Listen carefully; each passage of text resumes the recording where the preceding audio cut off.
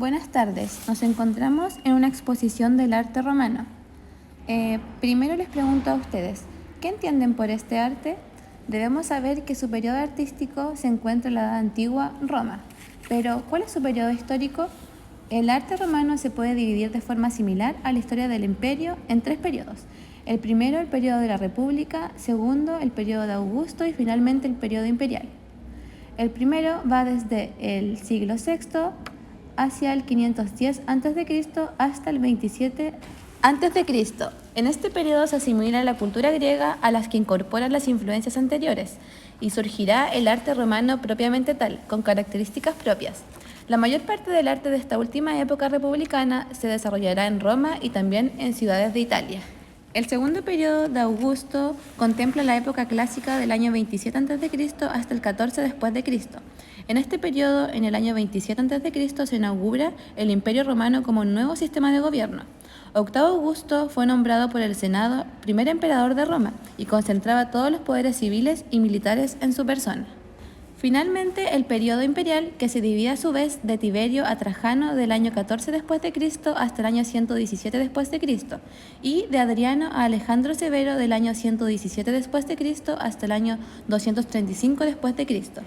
Durante este periodo se desarrollan algunas de las características principales del arte romano.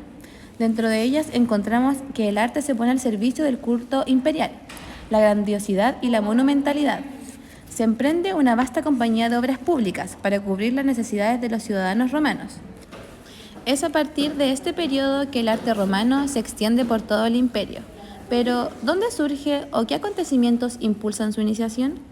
El arte desarrollado en Roma surge a partir de su independencia respecto al poder etrusco, bajo cuya dominación permanece hasta el año 509 a.C. Poco a poco Roma se convierte en un vasto imperio que desarrolla un arte influido por las culturas itálicas primitivas, por el arte etrusco y por el arte griego. Durante su proceso de expansión, Roma va asimilando las aportaciones culturales de los pueblos que conquista, por lo que se puede decir que el arte romano es una respuesta simbiótica de estas culturas. A ello también se une un espectacular poder político-económico de Roma, que genera una élite de familias imperiales de alto poder adquisitivo, que sabrán admirar obras de arte y deberán poseerlas. Debido a esto, las temáticas que maneja el arte romano se ven fuertemente influenciadas por la política y se centran principalmente en glorificar a estos personajes históricos influyentes o representar batallas. Las principales características del arte romano es que expresan la idea de que Roma es el centro de poder en la cultura y el Estado, siendo ellos protagonistas. Este arte romano tuvo gran influencia griega y etrusca a partir de la conquista de los romanos a otros territorios mediterráneos. Los artistas que trabajan en el arte romano eran en su mayoría griegos que copiaban esculturas de ese origen. El arte romano fue más variado y moderno que el arte griego, por lo que tuvo mayor influencia en el arte del Renacimiento y Edad Media. Entre las clases altas, los romanos consumían y estimulaban el consumo de este mismo arte. En arquitectura se introdujo nuevas tipologías y géneros, al combinar las características del estilo griego y el etrusco. A diferencia del arte griego, cuyos temas solían ser en su mayoría religiosos o mitológicos, el arte romano exalta a los hombres, gobernadores y políticos.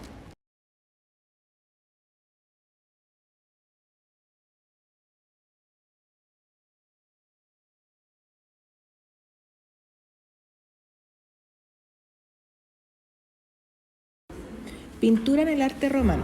El arte romano se destaca principalmente por sus obras de arquitectura y escultura, ya que la pintura en el arte romano no fue muy popular y quedan pocos registros pictóricos. Las obras más famosas son aquellas que se pueden rescatar de la ciudad de Pompeya. Son murales y frescos preservados a partir de la erupción del volcán Vesubio, que petrificó la ciudad en el 79 después de Cristo. Las piezas tenían temáticas vinculadas a la vida cotidiana de los romanos, a la cultura y a los dioses romanos. Se distinguen dos corrientes pictóricas o estilos. El estilo neoático, preocupado por la forma humana, resalta temáticas mitológicas y epopeyas.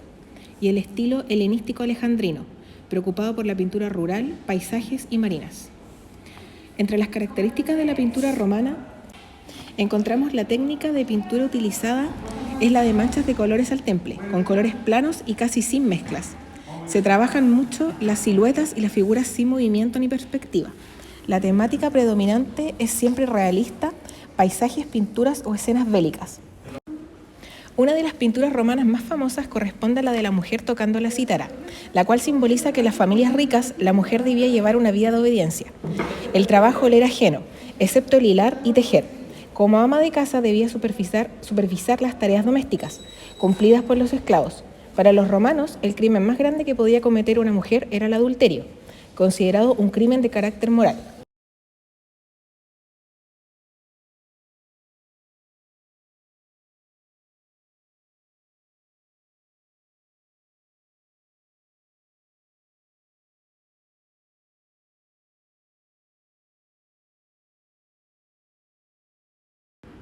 La segunda imagen corresponde a la Vía de los Misterios de Pompeya.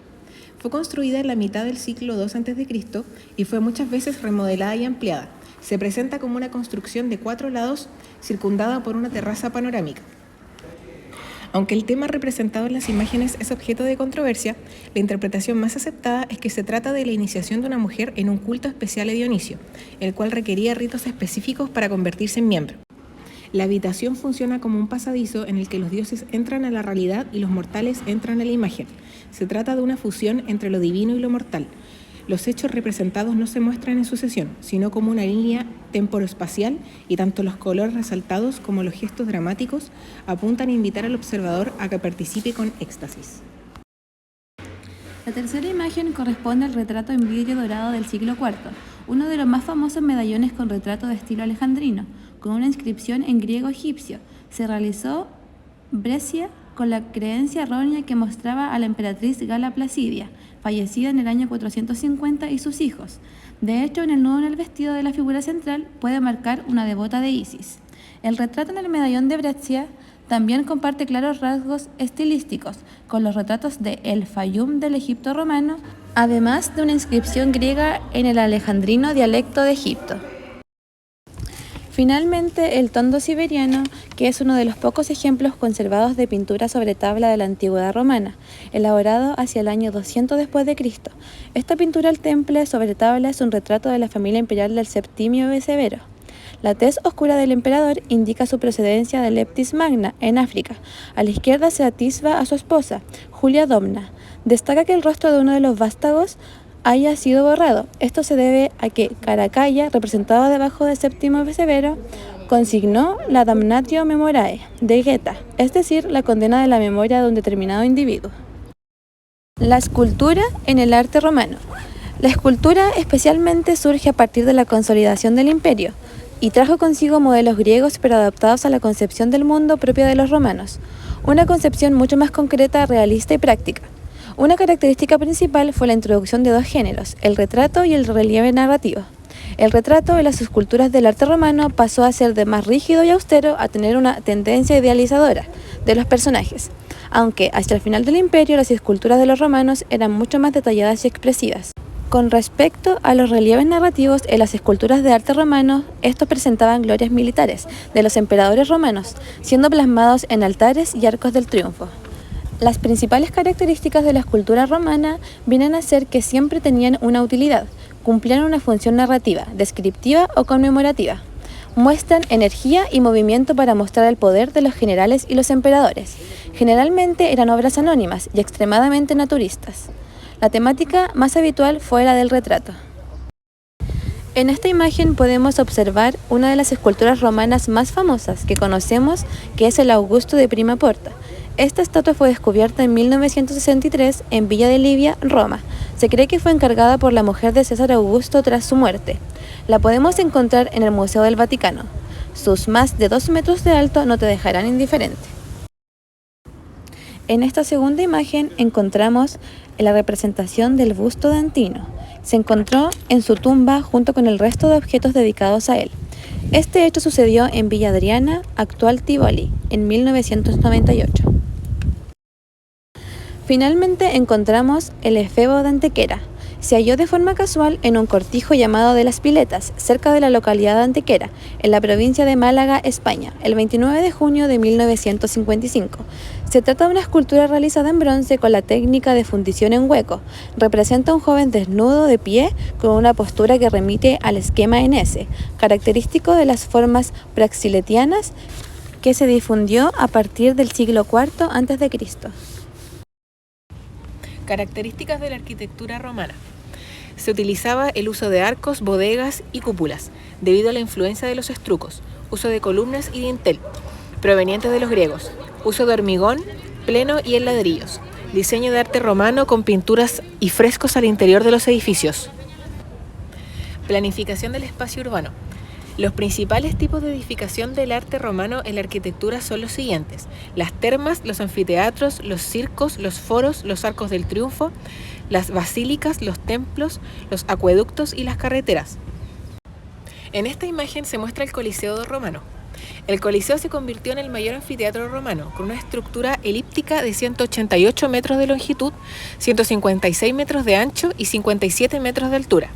Realizado en ladrillos y cubierto con travertino, se dividía en 5 niveles con una capacidad para más de 50.000 personas. La función del Coliseo era el entretenimiento del pueblo romano. Cada año se realizaban cerca de 165 fiestas anuales en Roma, muchas de las cuales transcurrían en el Coliseo. En este espacio se llevaban a cabo toda clase de espectáculos, como caza de animales, espectáculos de gladiadores, competencias deportivas y representaciones teatrales de contenido mitológico. En esta segunda imagen se muestra el templo romano. El templo era el edificio que más importancia tenía para la ciudad romana, ya que era un lugar de culto a los dioses en la antigua Roma. Desde el estudio de la arquitectura romana se conoce que este tipo de templo fue originario de las ideas conjuntas entre los templos etruscos y griegos, con planta rectangular. En esta imagen se muestra el foro romano. Este representaba el centro neurálgico de la antigua Roma. En el foro se desarrollaba la vida pública, cultural y económica de la época republicana y el imperio. El foro romano era la zona en que se desarrollaba la vida pública y religiosa en la antigua Roma. Finalmente, en esta imagen se evidencia el Arco del Triunfo. Los arcos del triunfo son un elemento muy utilizado para los antiguos romanos, para celebrar una victoria bélica. Un monumento que se erigía en una de las principales calles de la ciudad, para que el emperador victorioso pasase bajo su bóveda. No solo un marco del paseo triunfal, sino una pieza inmortal donde esculpidas sus hazañas en la batalla y en la historia de Roma quedarían para siempre. ¿Cuáles son los artistas precursores del arte romano? Aquí encontramos a Pietro Cavallini, el cual fue un pintor italiano y sus obras ilustraban escenas religiosas. También encontramos a Aurelio, un pintor romano, el cual ilustraba obras relacionadas con la mitología. Y por último encontramos a Cayo Fabio Victor, pintor romano que pintó el templo de Salus, representando una escena bélica, el triunfo de Bubolco ante las samnitas. Pero, ¿qué otros artistas eran sus exponentes? Debemos saber que entre los principales representantes del arte romano en pintura se pueden destacar Pietro Cavallini, Aurelio, Cornelio Pino y Cayo Fabio Victor. En escultura, Maestro Biudino, Andrija Bubina. Y en arquitectura, Benedito Antelami y Maestro de Cavestani. Luego de lo presentado en esta exposición, ¿qué entienden ustedes por arte romano? ¿Cuál es su percepción e interpretación de las pinturas, esculturas y arquitecturas desarrolladas en esos años? Dejamos abierto este espacio para la retroalimentación. Muchas gracias.